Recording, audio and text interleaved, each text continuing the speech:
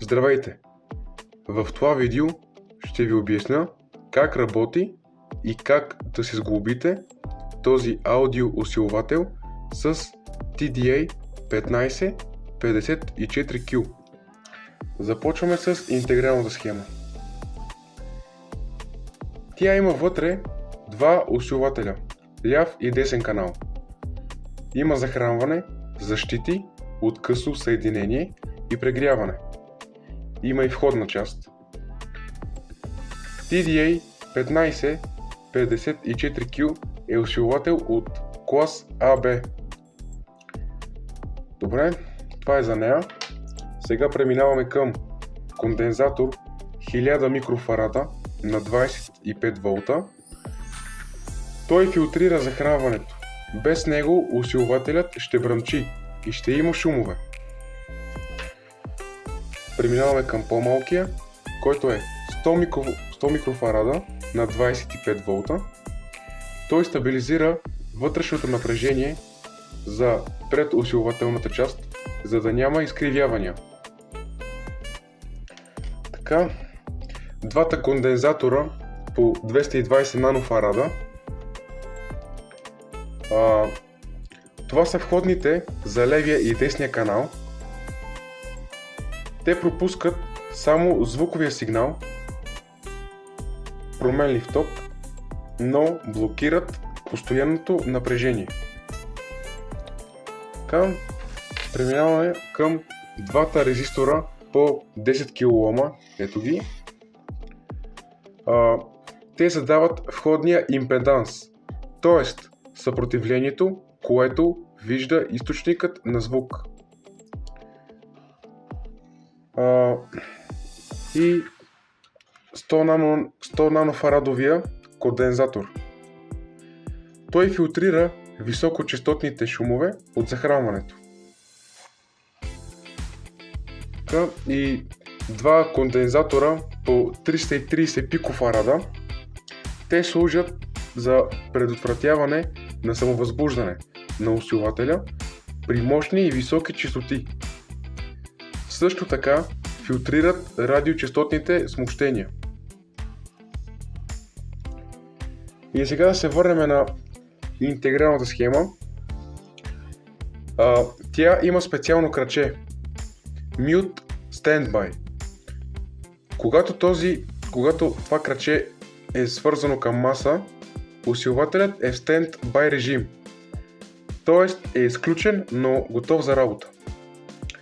Когато му дадем положително напрежение, тази интегрална схема работи на 12 волта, той се включва. И на последно място, двата резистора по 1 кОм. Те ограничават тока само до няколко милиампера. Това беше обяснението. Сега да започваме да сглобяваме нашия усилвател. Добре, ето я и плотката. И да започваме. Започваме с малките елементи. Тоест кондензаторите, резисторите. Така, значи започваме с 100 нанофарадовия. Ето, тук. Той няма поляритет, така че няма значение как се слага. Добре, сега с 220 нанофарадовия. Ето тук трябва да го сложим.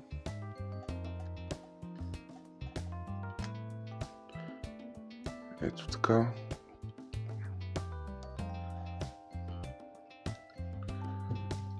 Калая.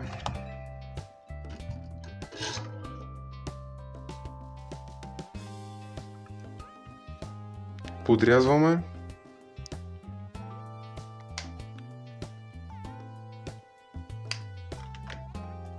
Ето хубаво се получава. Другия 220 нанофарада. Ето тук.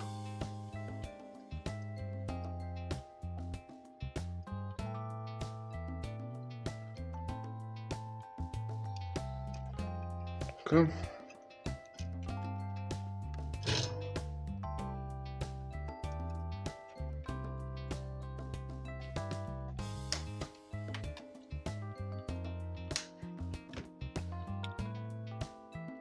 Добре. С резисторите по 1 кОм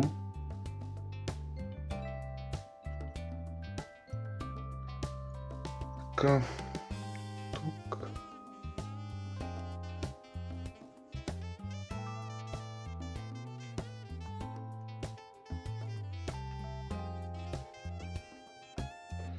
запояваме.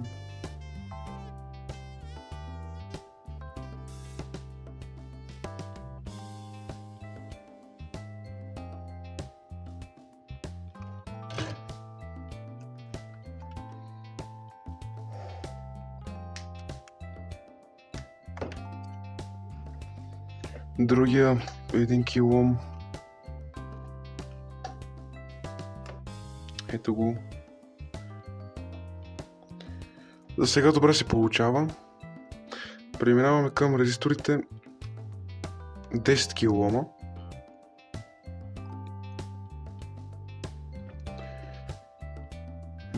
кОм. Ето тук.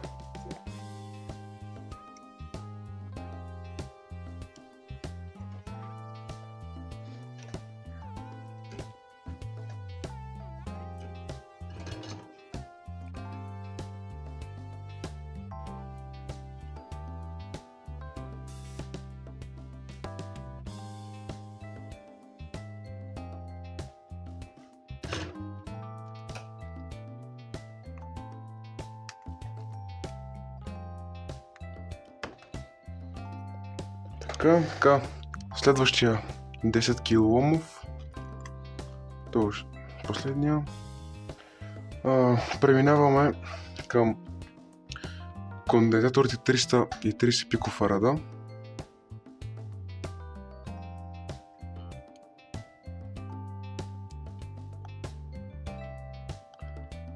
Двата.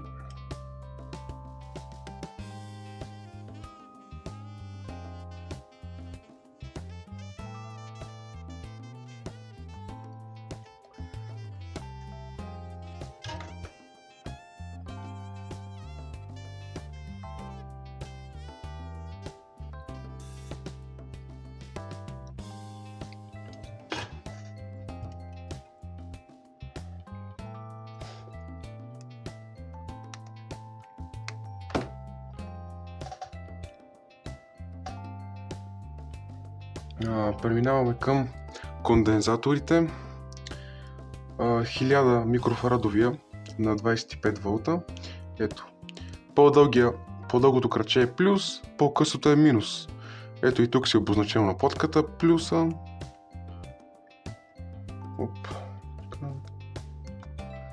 С минуса.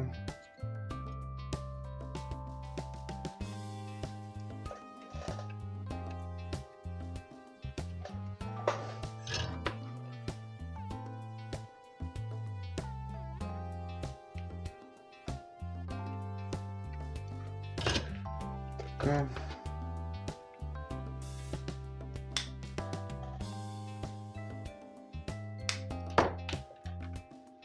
100 микрофарадовия. Пак така. Сега към джампера. Ето. Така. Готов е и джампера. Сега преминаваме към интегралната схема. Ето я. Добре, готова е и интегралната схема. Сега останаха пиновете. Така, ето за 12 волта.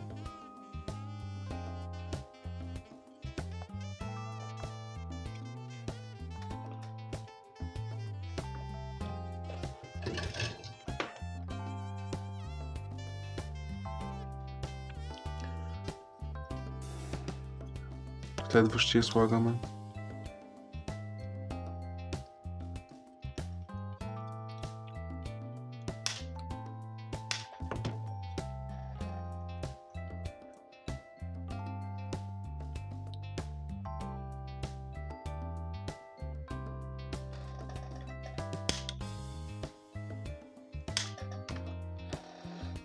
И остана ето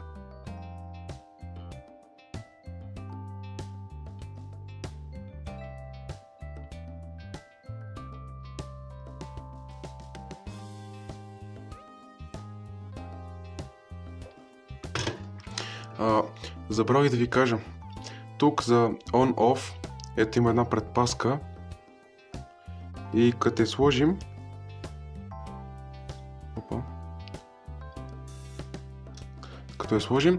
така усилвателя е мютнат. Като я няма, ето така стана нашия усилвател. Хубав, подреден. Ето и отдолу спойките са хубави. Ето, вижте. Такива китове за аудиоусилватели и не само, може да ги намерите много скоро в Усилватели BG. Аз ще оставя линк скоро време, за да може да разгледате. И да, до скоро!